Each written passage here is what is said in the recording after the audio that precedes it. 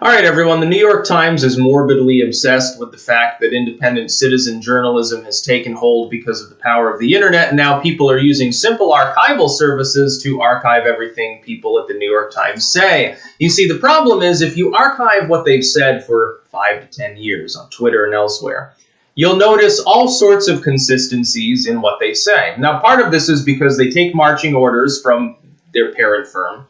You've got a situation where, for the most part, for the corporate media, it's not just the New York Times. You'll have a parent firm, usually multinational, sometimes not, regardless, extremely wealthy, billion-dollar corporations. They have smaller firms that are worth multi-millions of dollars. The heads of these firms sub-control basically everything. You'll have a handful of editors at large that check over everything that gets put on their websites and stuff that gets put out. And what can end up happening is you have like a journo working for the New York Times. They say something that accidentally contradicts the company line from 7 years ago, or it contradicts the official storyline of the New York Times or something, or they've just said stuff that, in retrospect, the big problem for people with social media is that social media now is intergenerational. When the millennials like me were teeny boppers or early 20-somethings using it for the first time, the things that you could say and do were different. Like, I've used YouTube as a great example of this. I know it's not social media, but bear with me.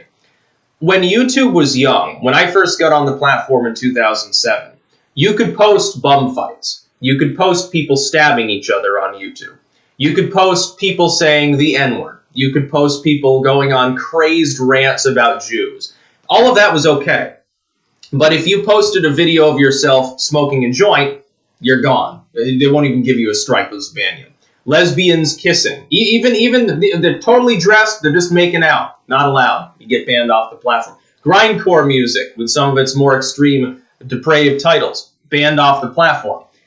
Now it's changed, though. Grindcore is allowed. They don't care. They might put it in limited state if it's really edgy. That's about it. Lesbians kissing, that's just fine. Remember House of Air? Yeah, a dude shitting on another dude's face graphically? A dude fisting another dude up to the elbow? That was allowed for 5 days before they banned it off the platform.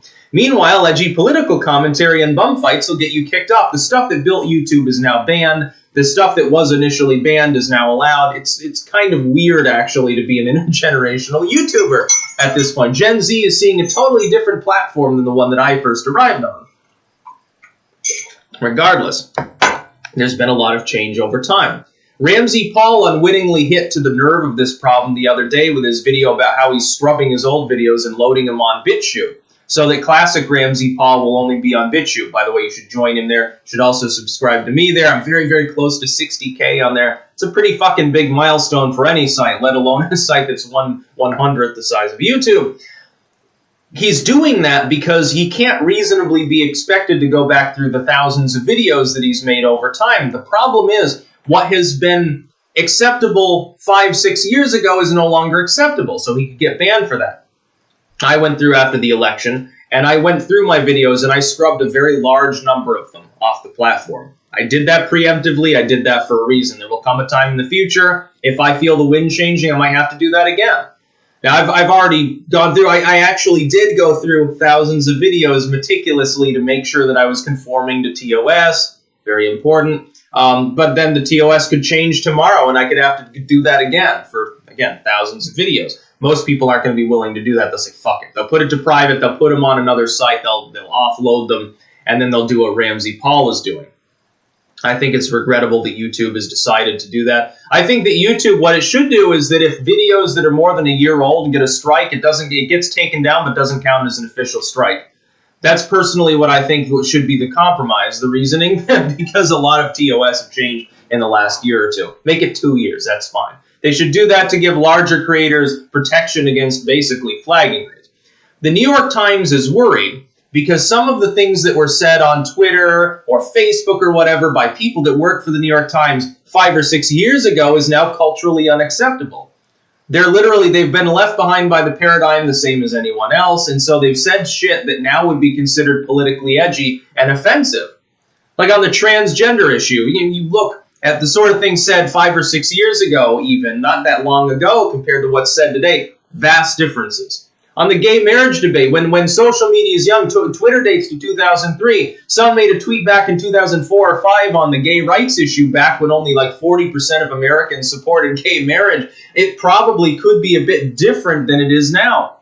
This has been a problem for politicians in the digital era. See, I love being a millennial. I was sort of raised, by the time I got to that edgy age of the mid-teens, I was already pretty hip to the lingo online and sort of understand the World Wide Web. Wow, surfing the net, man. And it was really funny. But these people that are not part of that generation, they made all sorts of mistakes. Politicians have done this too. You've seen Joe Biden has been hammered for his record. Kamala Harris has been hammered for a record. Not because they didn't represent a consensus from that time of people who were liberal. Biden's saying, well, back in the 70s, I worked with people, that were segregationists. We got legislation accomplished. The idea of not working with someone because they happened to have, in the past, supported them would have been considered very odd back then. But now it's considered odd that he did work with them. Or Kamala Harris with her prosecutorial record, or Biden with his tough on crime record. Those were normal for 90s liberals. Or 2000s liberals. It wasn't abnormal. It would have been abnormal. They would have been considered to the left of Bernie Sanders if they had been saying the things that are being said now. Bernie Sanders within the Democratic Party is now considered moderate. He's no longer considered far left within the Democratic Party, with the exception of maybe his new environmental package. His tax plans aren't that much further out there than Warren or Kamala Harris, and further out than Biden, as far as his belief in healthcare and education being free, which is taxpayer funded mostly by people like me in the middle class, that's now the norm. Most Democrats support that. In fact, I think all of them support the idea of student loan debt forgiveness, which is to say more taxes.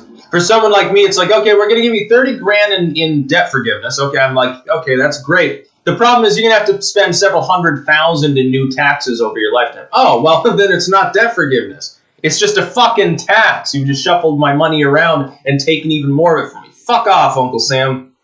I'd rather keep it. I'll spend it my way. I guarantee I'll spend it more efficiently.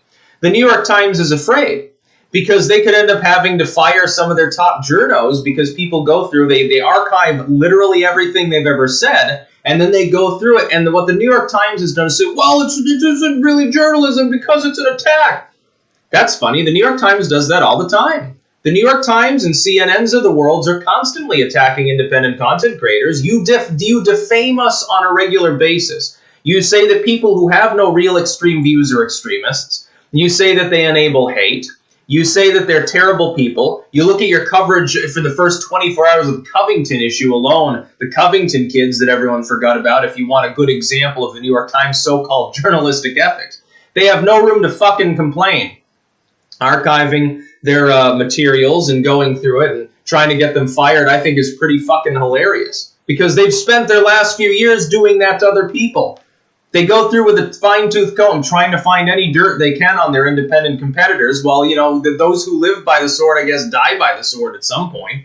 It's just the way it's going to be. If you're going to spend your life attempting to defame other people, they're going to go through your dirty laundry too. And then, it's funny. It's amusing.